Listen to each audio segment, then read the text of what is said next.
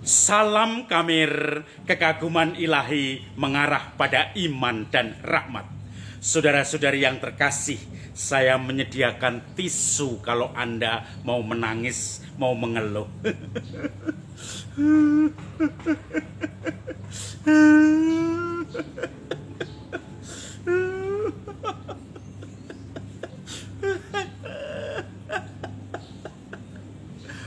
Mengeluh, sakit, merasa diri paling sengsara, itu yang terjadi. Kita melihat beberapa caleg, orang-orang yang menjagokan diri untuk menjadi calon legislatif, baik DPRD 2, DPRD 1, DPR pusat, semuanya yang kalah menangis, bahkan dirawat di rumah sakit. Tidak hanya rumah sakit umum, rumah sakit jiwa. Bisa telanjang tanpa celana, bisa telanjang tanpa apa-apa, karena merasa semua uangnya sudah dihabiskan, hartanya sudah dijual untuk membiayai pencalekannya, tetapi hasilnya nol besar. Padahal saya dengar di daerah saya ada caleg yang membagi 400 amplop dengan isi 40 ribu. Tetapi 400 amplop itu satu daerah, belum kali berapa, itu hanya dapat suara 80. Jadi yang menerima amplop itu ternyata tidak mencoblos dia, padahal dia di satu kecamatan sudah 400 amplop, belum daerah lain. Maka kemudian akhirnya apa? Kita sediakan tisu. Masih sehat, masih bersyukur. Kalau sudah masuk rumah sakit karena depresi, itu yang menjadi masalah. Orang tidak siap sengsara. Orang tidak siap gagal karena gambarannya selalu berhasil, selalu sukses. Saudara-saudari yang terkasih, hari ini Injil bicara tentang kegagalan salib. Yesus mengatakan, barang siapa menjadi muridku, dia harus memikul salibnya, menyangkal diri dan mengikuti aku. Itu tentu saja bahasa umum, tetapi intinya anak manusia harus rela siap untuk diserahkan kepada manusia.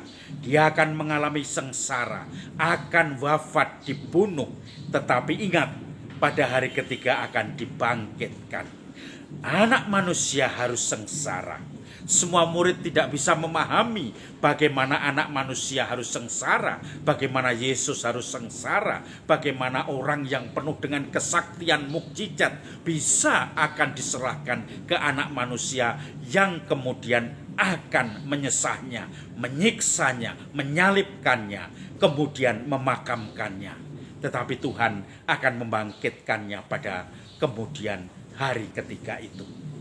Lalu dalam kondisi di mana Yesus mengajarkan kepada mereka tentang sengsara, makna kegagalan, makna salib, makna kerendahan hati, tiba-tiba ibu dari Yakobus dan Yohanes, yaitu Zebedius, ibu Zebedius mengatakan, "Guru, kalau nanti engkau sudah mulia, tolong anakku ini boleh duduk di sebelah kananmu dan sebelah kirimu." Lalu Yesus mengatakan, kamu tidak tahu apa yang arti dari permintaanmu itu. Dapatkah kamu meminum cawan yang harus kuminum? Mereka serempak, Yohanes dan Yakobus. Kami dapat. Kamu memang akan meminum cawan yang harus kuminum. Tetapi hal duduk di sebelah kanan dan kiriku, itu hanya Bapa yang akan memberikannya. Maka siapa yang harus menjadi terkemuka, dia akan menjadi terakhir. Yang menjadi terakhir akan menjadi terkemuka. Maka marahlah murid-murid Yesus kepada Yakobus dan Yohanes, kepada ibu Zebedius, karena dia menuntut sebelah kanan kiri Yesus. Lalu kemudian Yesus mengatakan, jangan. Pemerintah-pemerintah di dunia ini memerintah dengan tangan besi. Tapi kamu jangan, kamu perintahkanlah kamu dengan semuanya kerendahan hati, dengan kasih, dengan salib dan sengsaranya. Saudara-saudari yang terkasih, tidak semua orang siap dengan salib. Tidak semua orang siap dengan kegagalan. Tidak semua orang siap dengan segala penderitaan. Orang akan merasa sengsara, paling sengsara di dunia ini. Orang akan merasa orang lain menjadi lebih enak, lebih baik, sementara dia merasa paling menderita. Protes pada Tuhan, kenapa saya menjadi orang yang paling sengsara? Padahal banyak orang yang mungkin lebih sengsara dari dia. Saya teringat ketika orang diperingatkan oleh Tuhan. Dia baru rame-ramenya, semangat-semangatnya untuk bekerja. Usianya juga baru usia yang sungguh-sungguh produktif, paling produktif. Karier itu sangat melejit ditanjakinya. Manajer demi manajer, jabatan itu akhirnya dia dapat. Tetapi tiba-tiba dia mempunyai penyakit.